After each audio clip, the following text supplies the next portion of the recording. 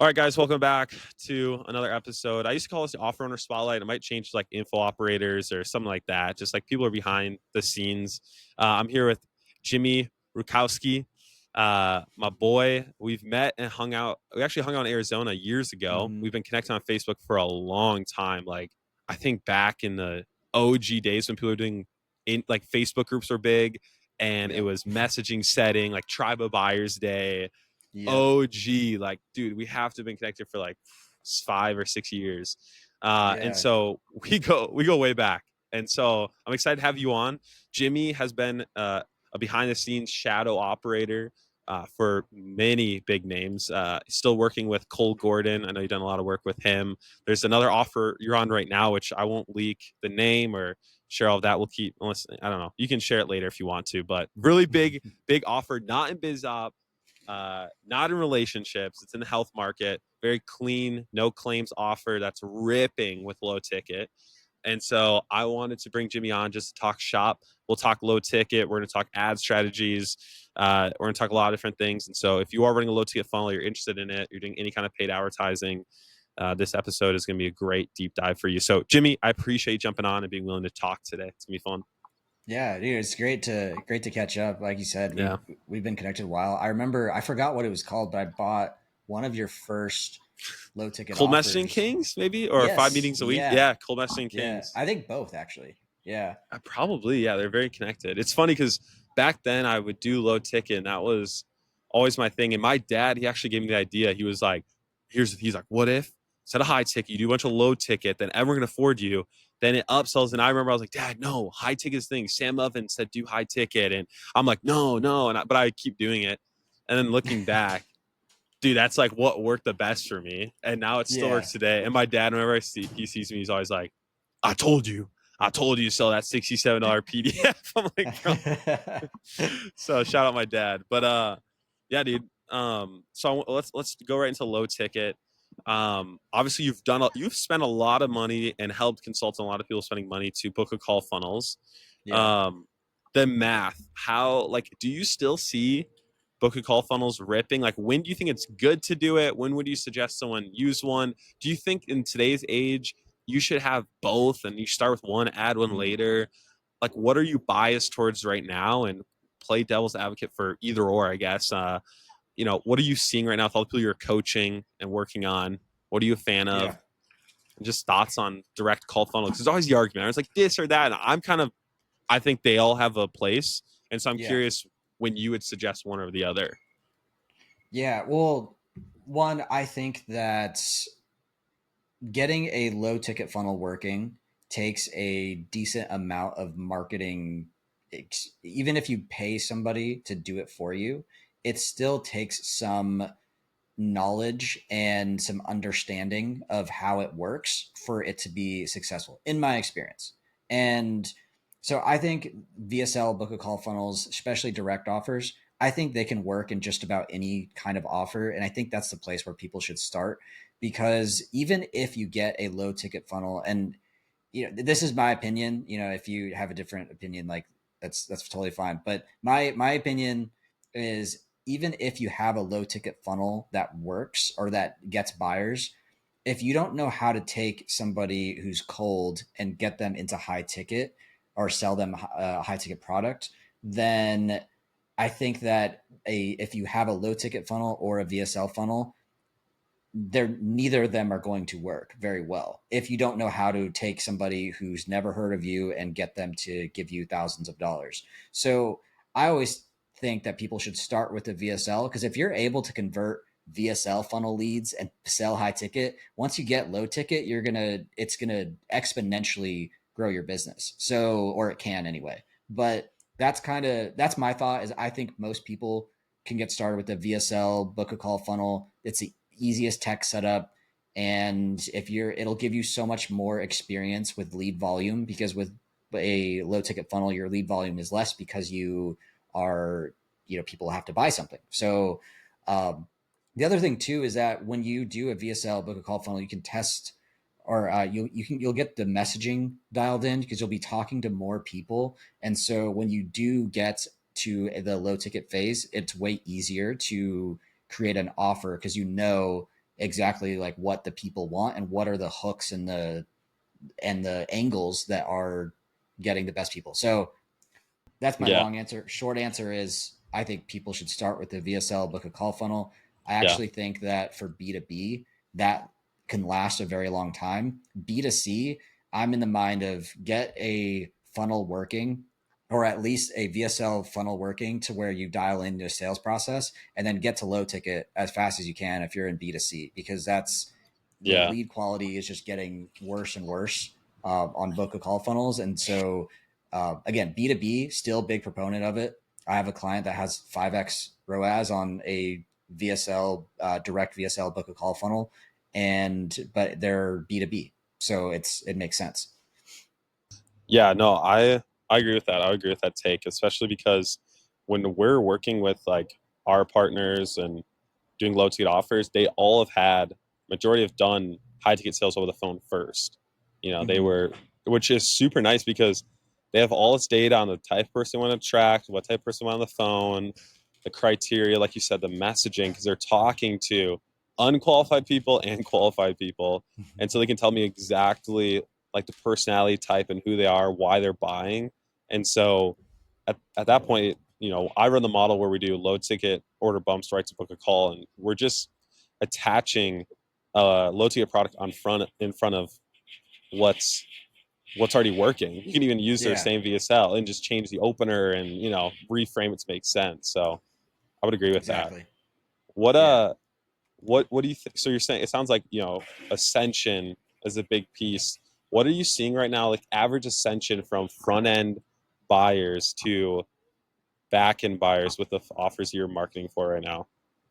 So the one that I'm spending most of my time on, where we spent we spent almost 2 million in ads last month on it, and Dang, yeah, dang. it's fun. And you're managing that it, whole budget yourself, right? no, I have a Oh, you media have a team. buyer that Okay, yeah. okay. I was like, I think that yeah. Anyway, we can talk about that later. But yeah, so I split it. So I do about half, and then but I yep. do we're running out of two ad accounts. I do one ad Mm, account, and then the other person does the other ad account. We have a little bit of a competition. that's Um, so fun. Is yeah, there this what is yeah are the variables all the same, or are you changing audiences? Like, pick like is are you guys running the same controls on both accounts? How do no you keep? he No, it's just you're just hitting different yeah pockets of the market. yeah. So we do 20. We publish 20 new creatives a day in the ad account that I operate in, and we keep all of them in Airtable that video editors publish them in there, and then the creative director QCs them and then marks them as approved.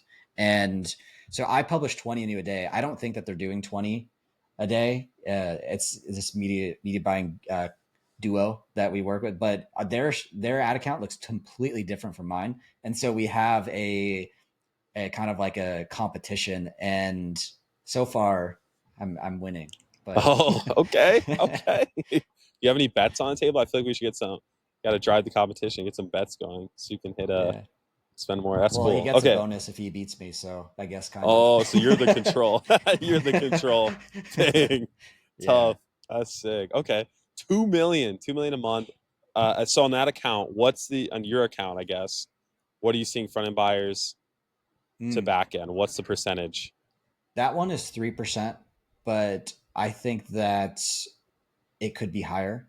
There are some Yeah. things that we're working on for that, but for the most part, 3%. Okay, and that's a B to C offer. I'm assuming. Yep, health. That's yeah, health. Yeah, Okay, the so health that's when we are offer. Yeah, talking. Yeah, gotcha. yep. B2C, and with that, the Ascension rate, the quality of B2C customers, is there anything you're doing from an ad standpoint to make sure people are purchasing the low ticket a certain demographic, or are you just like, hey, let's go mass market, the upsell path will filter them through? So I know some people worry about that. It's like, oh, if I sell like a low ticket on the front end, then like it's going to attract cheap people, but it's like a 3% ascension rate. That's really good at that scale. So is that something you Yeah. even think about, or does a product and upsell path do the filtering for you? I think the best part about low ticket is that it filters out the complete time wasters for the most part, or at least I would say majority of them, because for if you do a VSL book a call funnel, especially a indirect one, that's more of like a training, like watch this free training. You just get a lot of people who are curious more than anything.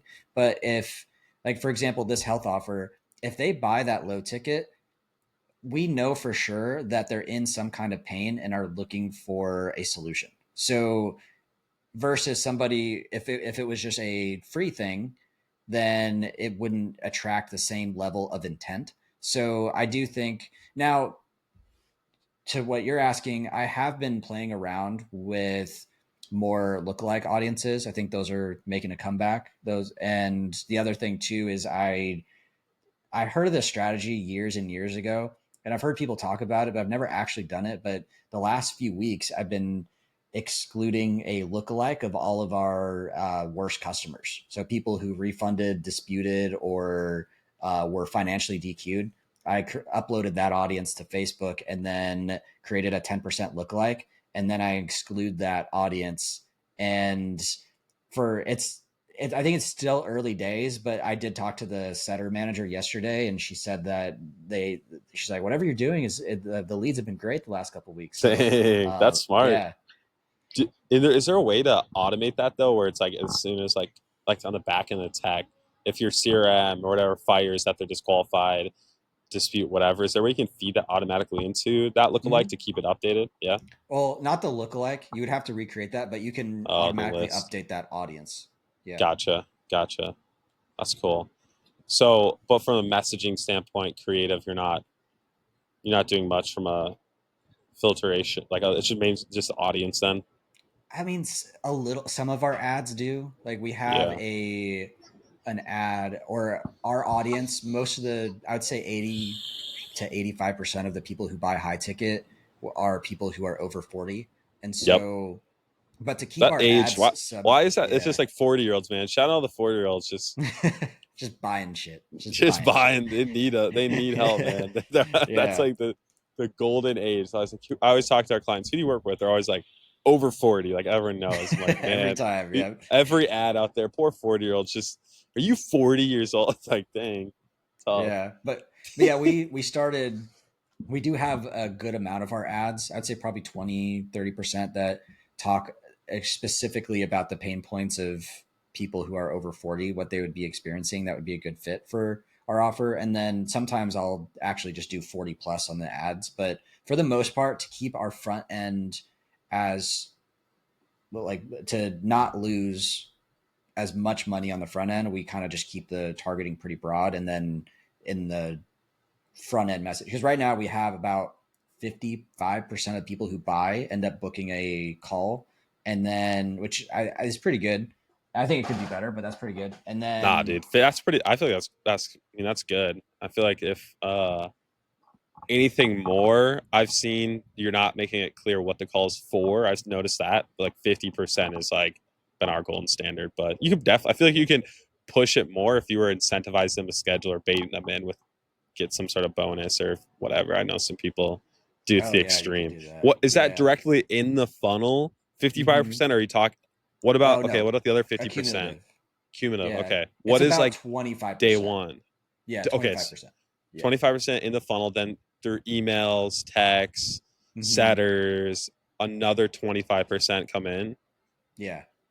What are you doing? Like, what about the other 50%? Do you care to track or figure out where, like, when do you know you've done enough touch points where they're just dead to you? Because I know on like webinars, you promote like once you do the live, the encore, the replay after that, the stats show they're pretty much dead to you, and it's Yeah. really hard to get somebody. Do you have a metric or a timeline for leads in the low ticket funnel, or are you not tracking that yet?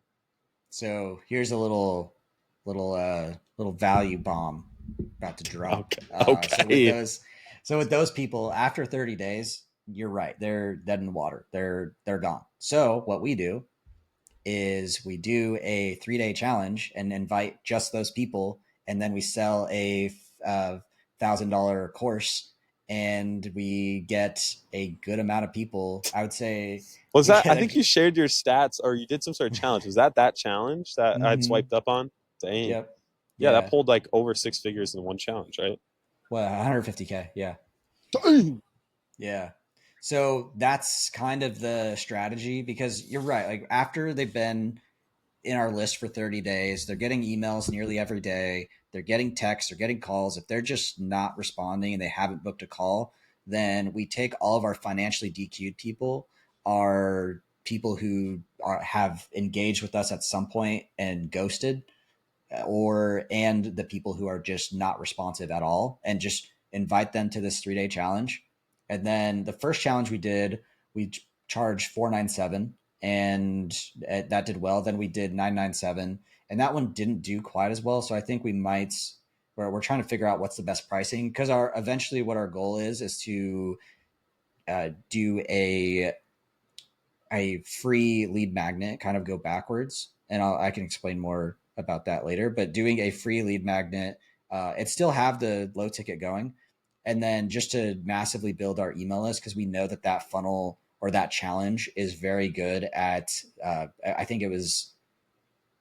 I think they closed like 30% of the attendees. Jeez. So Yeah, yeah, that's good. That's so good. yeah. So our goal is to, and I've heard of this, of people who are spending, there's a big, massive name that I'm pretty sure every single person that would be listening to this knows them. But I talked to their senior media buyer, and he said that eventually it got to a point where the only way they made their ads profitable was they did a free webinar on the Yep. front end and then retargeted those people with the low ticket. And that was Yeah. like so Dang. yeah, we're going to be, that's what we're kind of our next phase of testing is kind of go backwards a little bit and do a free lead magnet, retarget those people with our low ticket products, Hmm. with our best ads, and then kind of ascend them to the challenge. And then so basically every step of the way is just like an Yeah, yeah. actual ascension It's funnel. it's like, to me when I hear this, I feel like in the market, because this is a common trend I'm hearing, where it's just we're running out of the not running out, but there's not as many automatic buyers. Like at some point you run out of the automatic buyers, and they need more touch points. They need warming up. But if the lead magnet is just to help you build your email list, collect data to retarget, why not just run more content focused ads to get data that way, and then retarget the people who engage with the content that would like warm them up? Like Yeah. is that an option, like a lead magnet? Like why not just do a bunch of like kind of like, like the hammer them strategy, or people are Yeah. pushing out content, or Yeah. there's always flywheel this, flywheel that. Yeah. What's the value of just getting them doing a lead magnet? Is it the email address? Is that what you're trying to go after then? What's the hypothesis there? So this is not to discredit the content strategy that I know a lot of people teach, and but I have tried that strategy where you create a bunch of videos, and then after they watch a certain percentage they get the second batch of videos, and then the third batch of videos, and then you retarget them with the offer. I've done that for probably 5 or 6 different people, different offers that have good content. Like the content does numbers on social. I then create that. Never been able to get those to actually get people to convert on the back, like once you actually put the offer in front of them. So I kind of do it in reverse, where I have the people who buy or who get to the order form but then don't buy. I have 50 pieces of content that is running retargeting those people, and they all of the videos exclude each other, so they never, like once they watch 10 seconds of one video, they're never going to see that video again. They're going to get hit with a different one, and that is doing really well. So that's I'm kind of doing it in reverse. I just don't think. Yeah. And the other thing that I started doing and have noticed uh, a not a significant increase or decrease in CPA, but a little bit of a decrease, which is actually going old school and doing traffic ads and then retargeting those people. Once you get to, I mean, we're spending almost $2 million. Like we're needing creative ways to get more people into the funnel, because the CPMs are, 50 Wait, plus. at what So spend do you start hitting that ceiling, would you say, where it's like now you have to start coming with these creatives? I know some people probably listen to this and they're like, oh my gosh, I got to start, doing this. Or, oh, and they haven't even freaking scaled past like $1,000 a day probably. So like, where do you yeah, think is when you start thinking about that? What CPM is it different for everything, or do you feel like there's a common number. You're like, oh yeah, this is where you're spending so much, where you have to start thinking about that. I think it's more looking for a signal. So I don't think there's a specific science to that because I mean, a total addressable market is a huge determiner of how long you could push a low ticket funnel before you need to start getting creative with your media buying strategy. But for us, it was around the 800,000 mark in ads. It was just one day the CPA went up by like 40 or $50 and just hasn't come down since, no matter what we've done. And so it was around then. And then with the Andromeda update, it's starting to decline a little bit because the more creative output you have, the better Andromeda works for you. Since we were already doing that, publishing 20 creatives a day, we're starting to see just a much better CPA the last couple of weeks. Dang. One common trend or pattern I'm seeing the accounts we're on or people talking about how they're running ads is it seems like it's a volume game of creative Mm-hmm. versus even like good creative, but like I know some dude who's doing like 200K a day just from his low ticket, and bro is just ripping like AI statics, and it's a big TAM, very basic ads, just static images, just hundreds a day, just cranking them out, throw them in a freaking CBO or something, just running them. Mm-hmm. Do you feel like that's where things are headed? Like, is that a pattern worth caring about? Like, okay, it is a volume game and I need to do volume. Or is it like once you get to a certain level, then you care about volume, or a certain spend, you care about volume? Or like, I'm just like, am I in a tunnel where I'm just only seeing, I'm in such a bubble where I'm not seeing all these other different ways? Is that pretty common across the board? Yeah. Well, all the people that I know that do the best with ads have a high creative output.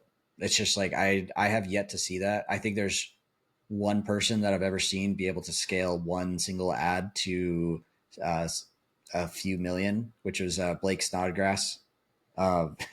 If you know him. But yeah, he's the only person I've ever seen take use one image ad with one long form post that went to a VSL that was a book a call funnel. Only person I've ever seen be able to do that. But that was like in 2018 or 19. So it's very different Was landscape. that the was that the done for you funnel dude or MLM networking funnel? Do you remember that long No, form one? Oh, okay. There's a no. dude he used to run long form, like super long text body copy, and then like it was VSL in text. Then it go to like an opt in and book a call. It was like done for you dash downline.com, and then it was done for you dash funnel.com. Bro, that thing ran for years. But yeah, Oh same. It was yeah, back then. Steve's idea Steve is what it was. Steve Fun, Yeah. yeah, yeah, Yeah. that Yeah, was no, iconic. he might be. I don't know if he took that unicorn creative and he's running it again. I saw it the other day and He I was like, is hell no yeah. way. He's Yeah. still He's going to run it. alive, dude. Yeah. Bro, No, I have it swiped in my notes. I go back and I read. I'm like that ad. I'll never forget it. So good. yeah. And his Justin Bieber one did really well too. And then I think he got asked to take it down. I could be wrong, but that's what I heard. But, That's so good. uh, Okay, so yeah, but Matt. yeah, yeah, so I've only seen it like a few times, or I guess a couple times. You're right. The Steve's idea. Now it's called Done For You Dash Funnel, but yeah, yeah, that I've only seen that happen a few times. But like we're with Cole, for example, like that's a consistent creative output. And when I say creative, I'm not talking about writing a new ad and like filming a new ad from scratch. Like with the what we do with the ad or the client that I'm spending like almost 2 million a month on is we're just changing the hook. Like that's it. So that's all we do, and we use AI for a lot of it. So we use Kling AI with 11 Labs for the voice, and then we use ArcAds for the UGC AI UGCs. And dude, we just have the editors that are just cranking out 5 to 10 creatives a day each, and so yeah, like I'm so anybody listening to this, you don't actually need. Or here's the crazy thing: we have one creative right now that we've spent $200,000 on in the last few months, has a 1.2x ROAS on the front end, and it's just B-roll taken from our social media posts, and our best performing copy just slide, basically like slide by slide. So there's B-roll going on in the background, and there's just the best performing copy is on like text on the video, but not like all at once. Like it's like one sentence, and then it'll go to another sentence, and so on. And what we do is we just change the B-roll a bunch, and you can even use AI for that B-roll. So like when I say 20 creatives, like they're not all unique. They're just the hook is different, which is the most important part because that's where people get banner blindness is in the hook. So if you just change the hook, different faces in the ad using AI, Yeah, and then you're set. that's so. Okay, that's I've been hearing that a lot, but I love that you're confirming it and that suspicion because yeah, I used to think a whole new creative has to be like restart, but I know some dude where he had like two body copy VSLs and then tons of hooks, and he would just run that up, and then you'd see which body copy VSL was working, and he would just rip new hooks, Mhm. and hooks could be words, visuals, whatever. So that's what it was. Just hook. It doesn't need to just be one thing. So he was able to come with a ton, and I thought that was really cool. And it was also low ticket and a big TAM. And so what I know before we talked about organic posts to ads. You want to talk about a little bit what you've been seeing working well with just taking organic content, bring it to ads? How do you do that? What do you edit to it? What does that look Yeah. like? Yeah. So the owner of this company, they post like probably 5 to 10 times a week, and one of them goes viral nearly at least one viral post a week. And so what we do is we take that post and remove anything that's not compliant, like if there was swearing in it or if there was like music being used, and just like strip it to the base of it. And then we do the video or do the organic post, and then we just tack on a CTA for the product at the end of it. And like that's it. That's so crazy. It's so simple. Do you ever, okay, I saw some people, because Instagram has that test feature where you can Yeah. test reels now. And I see some people test their hooks that way, like organic, like before their ads, they'll go Mm. organic and they'll rip a bunch of different hooks and they'll do it that way for the reels. They'll see which one pops off there and then they bring them over to ads afterwards. And the reels, like they sometimes, because you could post the same reel and sometimes they'll just pop off and get into different pockets. But it's not a true split test because you don't know who Yeah. it's getting fed to. But it was a way for them like mass test hooks before their ads, which I thought was pretty interesting. It's like Yeah. I running mean, you up could that do way. that. Yeah. There Seems like an extra there's step also the though. strategy of doing like traffic campaigns, so taking Uh taking a hook and then putting it on like a colored background and just with the mm, white, like a white or black text on it, yep. and then just taking those hooks, run it as a traffic campaign. Once it hits 500 impressions, turn it off and Mm, just see which one has the best CTR. The problem with that is like it's just I don't think it's a actually good yeah, I feel like it's way false to signal. Like test. it's like okay, Yeah, I don't it know. could work, but yeah, I don't know. I did that a lot when I first started working with this client because I was like, oh, well, I want to like have this whole like complicated testing process, and it turns Are, out you don't need to do that. in your account, what is it? What's your structure? I know like how I'm used to it. I'll just do scan like a testing CBO and then I have a scaling. And I'm really Chad marketer, and I just throw them. I used to like the 3 by whatever 2 by 2 method or whatever the heck that was Yeah. called by Charlie something. But what is like the general? I know you got fancy stuff going like scale, but like when you were spending 1,000 and 10,000, even like 20,000 a day, what did your ad account look like in terms of where you're putting this creative? Yeah, it was basically what you described. It was very simple. It was just Heck like yeah, there's a testing Chad marketer. campaign. It was a top of funnel, middle funnel, bottom of funnel, like that whole strategy. Mm. But yeah, it was. I mean, in the beginning, it's so simple. Like you don't. Yeah, yeah, It's you just not. forget. It's not complicated. Yeah, yeah, you just toss it in there, and at the end of the day, Yeah. like if your ascension is dialed in and you have that going, that gives you a lot of like saving grace to start, scale or maybe not do as well on the front end as well. And it's not as I feel like when you're doing a book call, if you're sucking at closing, you're not making any money. But at least if you're sucking at closing low ticket, you're maybe doing 0.3 return, 0.5. Yeah. point At eight. least So you're it getting gives you some like, back. Yeah. yeah, you don't feel as bad. Those stripe transactions make you feel a little better mentally to keep going, Yeah. and then just seeing zeros over and over.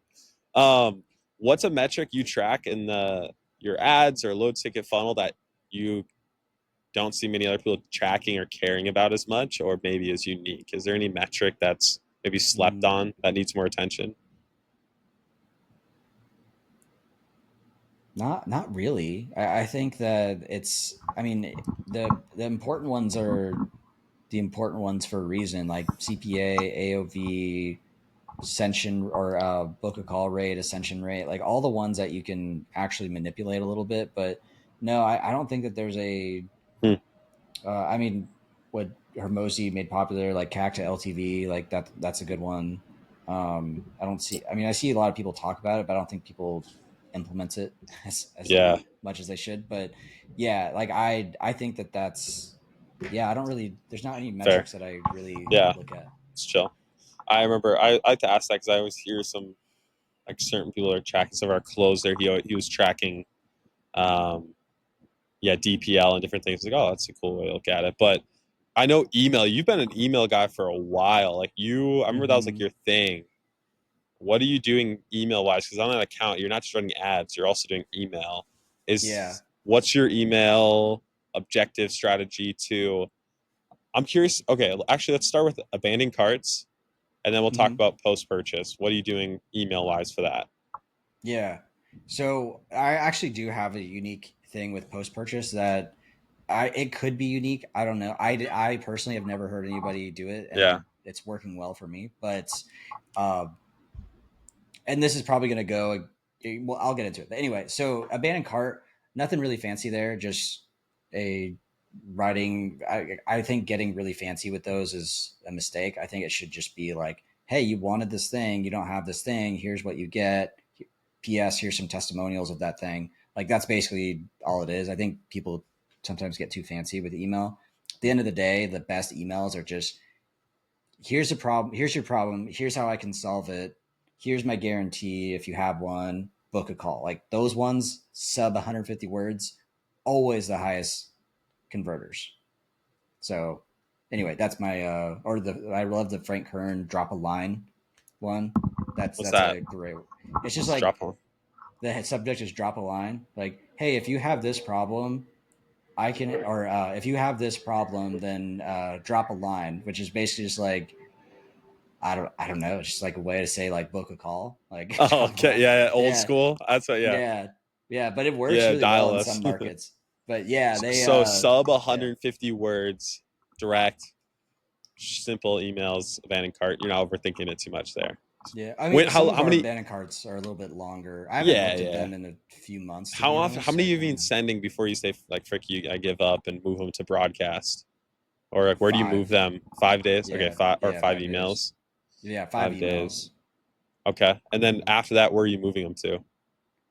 You need to make sure I'm giving you right information here. Okay, it's Fire. 6 emails, and then Okay, okay. See, we're yeah, honest here. We're honest marketers here. yeah. The first one is, hey, I saw you're trying to buy the product, but something happens once you got to the shopping cart. Just Classic. want to make sure it wasn't a technical glitch or anything like that. Click here to finish your order. If you had any problems, just reply back and let us know. That's it. Heck yeah. And yeah, yeah, all of them are the other Just really ones like straightforward. yeah. And then I just put the testimonials in the PS Mm, so that it's not like clogging up so it doesn't look like a long email.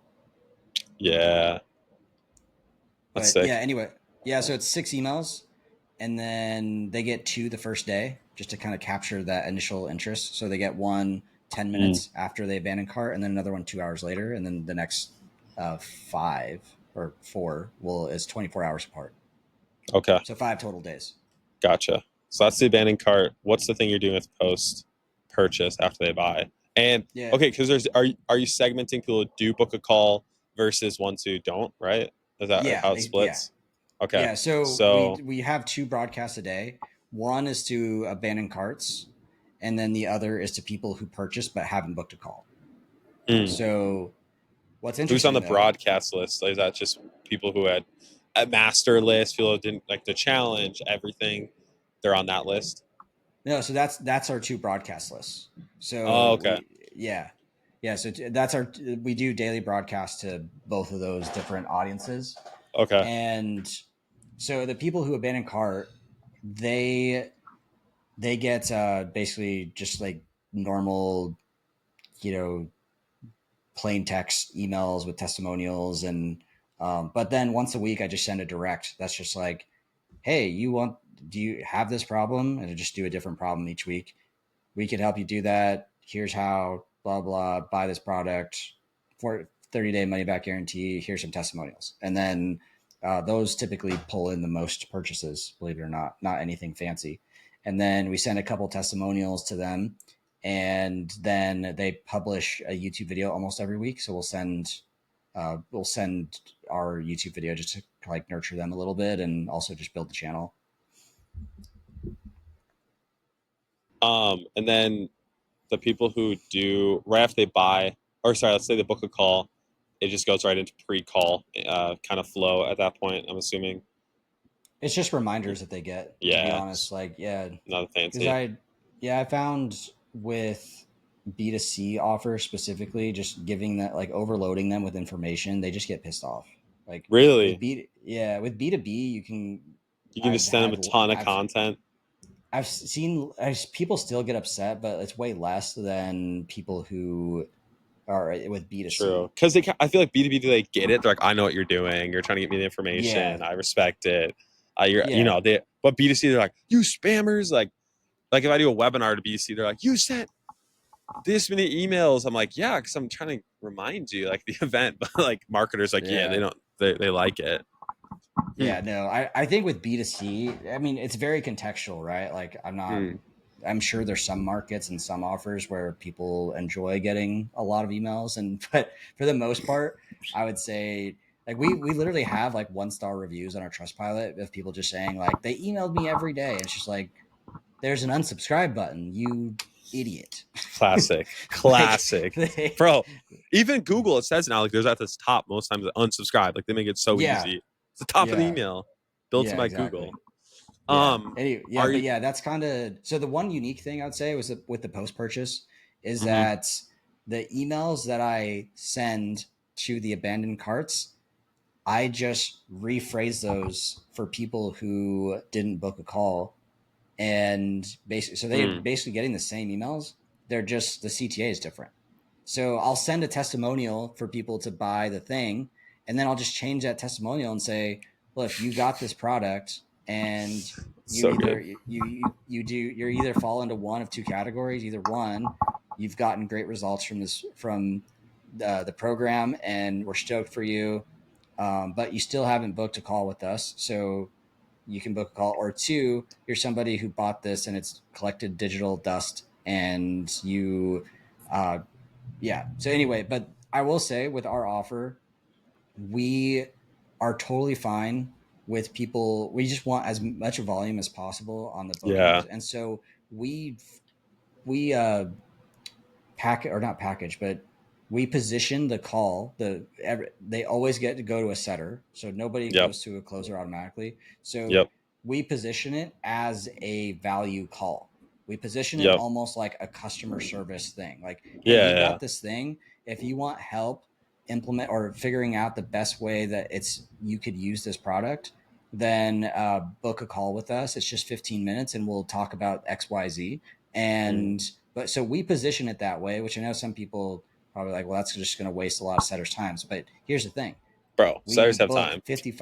we book 55% of those people to a sales call. So it's like it's worth it. So that's kind of so when we send these emails, it's very much like, you look at this testimonial, this could be you either have gotten results like this or maybe a little bit, or you just haven't taken action, or you just got lost and you're kind of confused how this applies to you specifically. So get on a call and we'll make sure that you use the program the I like best way that. for you. Yeah. I'm a big fan of that. I've done in B2B, I do direct, book a call, making it clear what it's for. We're trying Yeah. to help you, and that's fine. And that works. But when it's B2C for sure, it's giving them a reason to show up. I feel like it's big. Like we'll sometimes do assessments on like let's say it's their body. we'll have Yeah. them submit photos and have a report, show up for the call, get the report. It's very traditional, like it's like you're going to the doctors, and that's helped a ton. Because yeah, you got to give them a reason, like remember it, or be like, oh, I have an appointment. And B2C just thinks about it a lot more. B2B, it's a little different, which I feel like some people try to take B2B funnels because they're taught by B2B experts or gurus who use Hmm. that, and they try to transition to B2C, and it's not really the same. Have you seen the strategy where you do like a group setting call where it's like pretty much hourly webinars setters run, and so every hour of the day people can jump on, and it's like pushing them to it, like if you book it on Calendly or wherever, and then they run through a presentation, and then they pitch the closing call. Have you seen that ever? It's like a group onboarding call. Yeah, we're funny enough you mentioned that. We're literally implementing that next week because we Oh, put everybody, yeah, there you go. we put Bet. everybody into, or it's something that we're going to test anyway. So Yeah, we yeah. put everybody who buys the program, it's in school, so they get Yep. access and go to the school. We now have 90,000 people in that group, Ugh, so ninety yuck. thousand How buyers. many are So buy we, that? Those are all buyers, I think 90%, yeah. So it's, bro. yeah, it's wild. What's your total addressable market? I mean, it's gotta be. I I mean, know it's the offer. It's gotta most be people. huge. It's It's most huge. people. I mean, that's the Knowing the thing. offer, it's huge, Yeah, no, it's massive. That's the only way. That's the and only reason why it worldwide. works. Yeah. Yeah, Well, we dude. don't target world. We just do Big What? Five, but Why do you um, think? Oh yeah, it's your big five. Why do you think yeah. your offer doesn't make any claims? From what I can see, like ClickBank like claims. Oh yeah. You're not selling supplements. Why do you think it has mass market appeal? What do you like if you're to say on the offer on the front end? Is it Hmm. because really good ads? Is there something on the page? Something you're saying, the funnel? You don't have to be specific on what it is, but Yeah. sometimes it's like how it's being delivered. Sometimes it's because the expert, the guru. Sometimes it's because so many results. Sometimes it's just really good freaking creatives that disrupt. Yeah. Like if you had to die on one hill for why you think you're able to tap into this TAM the way you are, what would you give credit? I would say being early. So So no competition is what you're saying. we have very little competition, and So the okay, it's people being first. who, So it's not you're the best. It's just you're first. You are yeah. pretty darn. Well, I mean, you're pretty good at yeah. the. So here's a few different things that I think.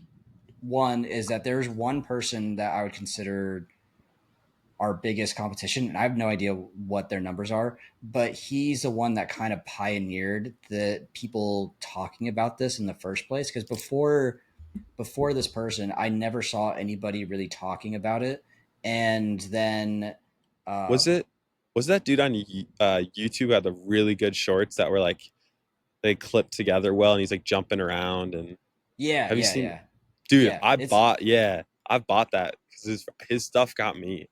Like, yeah. So that guy went crazy viral. He went on Joe yeah, Rogan, everything, and the reason, so he kind of created a the term, like the word. people, yeah, and people Yeah, talking about it and people seeing how impactful it could be.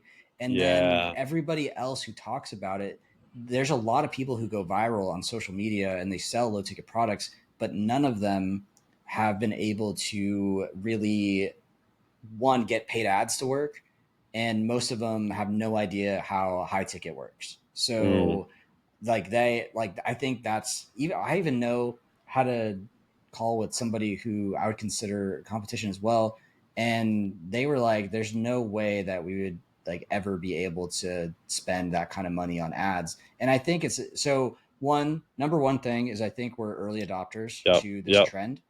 We don't yeah, have a ton of competition. The second thing is that the owner, or both owners, but especially the main face of the company, she's extremely passionate about yeah. this, and this is not a just a like a niche to sell high ticket in and make a lot of money.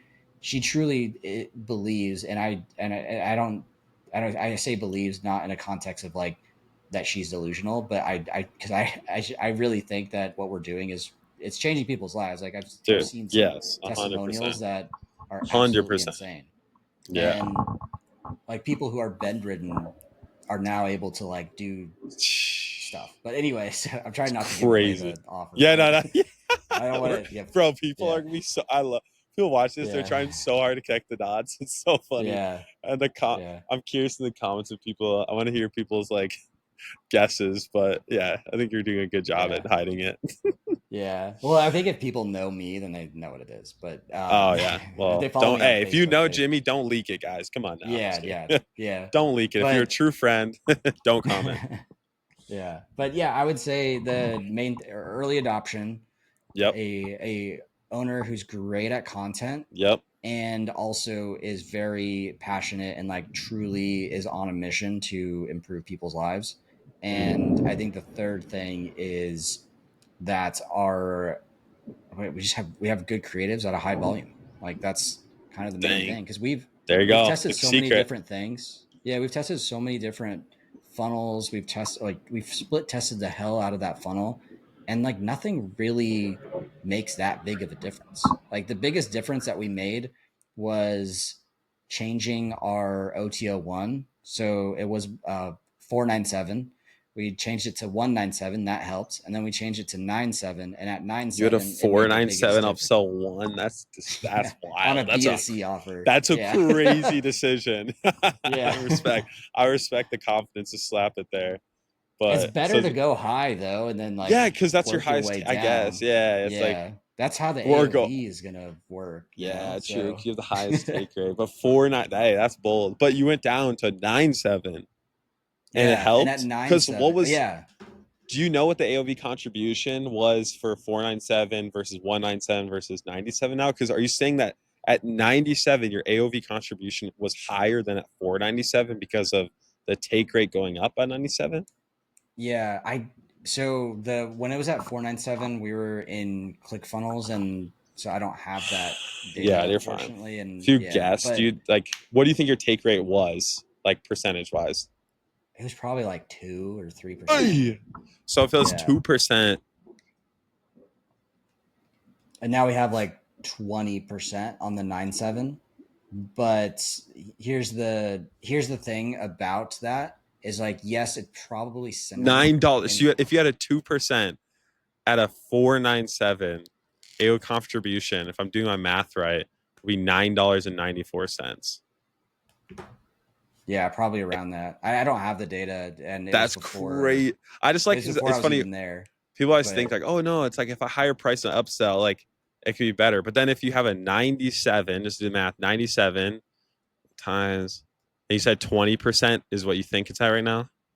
yeah, $19 AOV contribution with a 97, if that was math. So $10 versus nine. So you almost doubled your AOV contribution just by lowering the yeah. price. Well, and here's the thing too is that those people they are less likely to refund. So it also like decreased our refund rate, which was like a True. yeah. Did it in the 497 also kill your back end because people are like, I'm gonna go through the $497 product before I pay for the back end? Did you see that I happen? don't know. Again, that was before I That was was before your there. It was time. like, Okay, yeah, okay, okay. yeah. They made the Yeah. change to 497 to 197 like a month or two before I was there, and Okay. then we moved Yeah. from ClickFunnels to GHL. So then we don't have Yeah. the data. Internally in your team, you obviously have you have the other media buyer competing against you, and then you Mm-hmm. have 5 video editors, a Mm-hmm. creative director. Is a Yeah. creative director quality control for what the editors are putting out?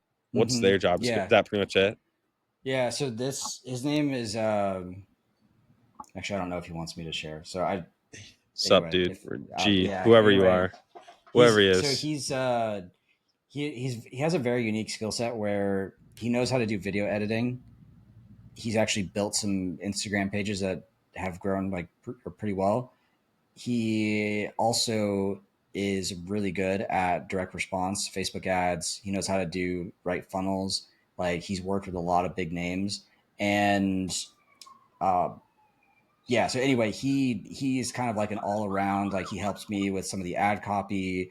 He works with the editors to teach them how to do video editing specifically for direct response, and then now he's going to be kind of like leading the organic, like all this content that we have, and just pumping out more Hmm, creative or more posting.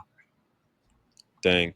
Um, what are so like the process like at that scale is you have a KPI like, okay, video editors, you need to make this many new creators or videos a day, and then it's like an assembly line. Then he reviews it, then it gets Hmm. cleared, it passes to you, you throw it into the account, you rip it. Do you and then you report back on what did well, or as a creative director also looking at the stats to get a better idea for what's working? Like, what's the feedback loop look like at that scale?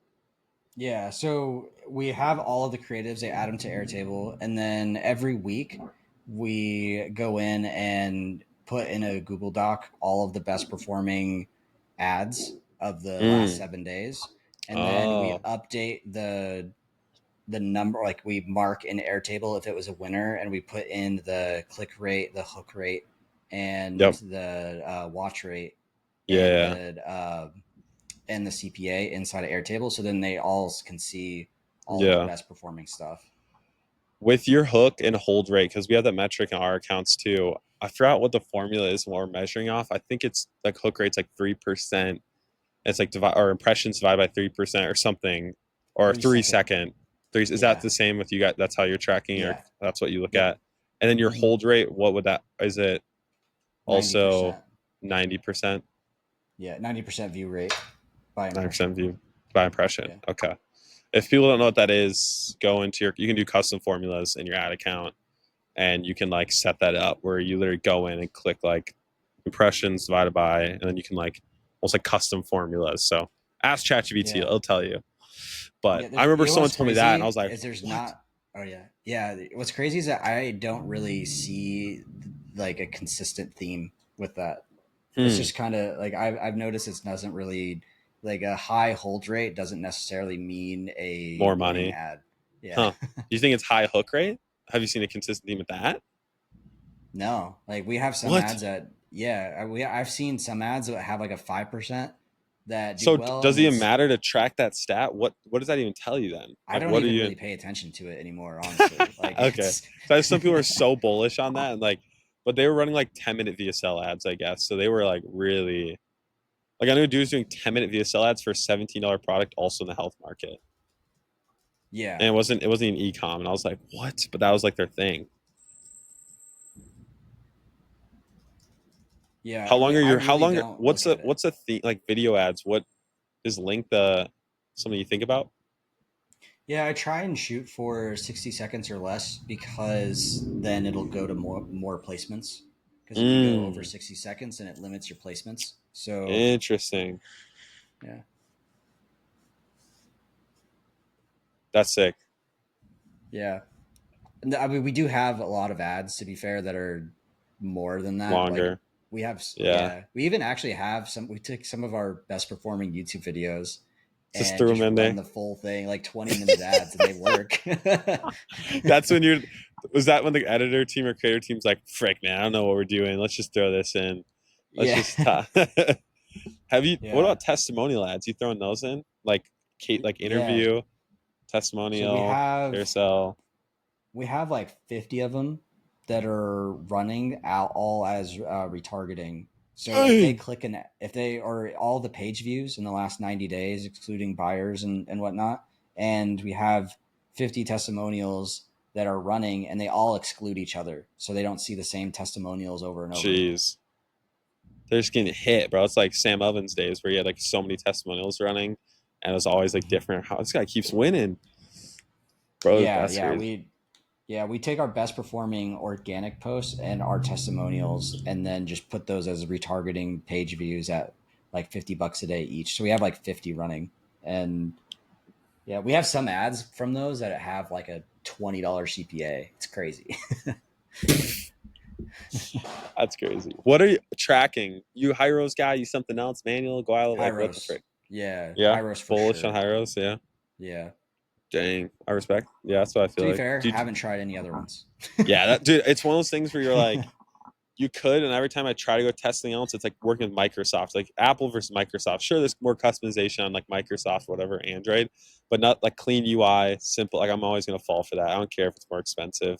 That's even me with Active Yeah. Campaign. Like it's so hard to get me off Active Campaign. What do you use? Like, Yeah. do you still use Active Campaign? I Use mean, front. I prefer it for sure, but Yeah, most people Where are they just moving to set up now? with Like what? GHL. It's annoying. Oh, So yeah, oh, GHL's email deliverability is just so bad. But here's the thing that's crazy about it though. With this account, we send a broadcast to 60,000 people. It has a 40% open rate using GHL lead connector. Makes no sense. And then I have some people that just for whatever reason, I think it's just I just haven't seen consistency on yeah, why some accounts, no matter what you do, their deliverability is always trash. And then there's some like this one where I'm not doing anything differently in terms of how I do the deliverability. And for whatever reason, it's just way higher. Makes no sense. I hate it. stupid. It's stupid. Active campaign. Yeah, That's the that's the move. If you that's can the spend move. it. Yeah, I mean, people say it's more expensive. Honestly, I'm like, dude, I'll take the hit. If it's simple UI deliverability, I'm taking the hit. Um, Yeah. Well, it's simple and the deliverability is always better or like the yeah, best I've seen. And you can yeah, do like they have all the tagging yep, system set up. Like it's just if you can use it, I recommend it. heck yeah. Well, cool, dude. I appreciate you jumping on about an hour here. Yeah. Thanks for sharing. Are you taking on any new projects? Anybody like people want Not to look right into media now. buying? Not right now. Shoot, I No. have somebody for you. But guys, get on his waiting list. Hit up Jimmy. I'll leave his details below. Might start a YouTube channel. Maybe might start posting more Yeah, I think so. potentially. Okay. Yeah. Do you have a channel I can link? Uh Like OG? yeah, but I wouldn't I Okay. I'll not link your yet. Facebook. Go find him Yeah. on Facebook. That's where we've been connected. I'll leave his link below. Go message him if you learned something new, and thank you for being here. And appreciate it, Jimmy. This was fun. Had a great time. Yeah. Appreciate it, Josh.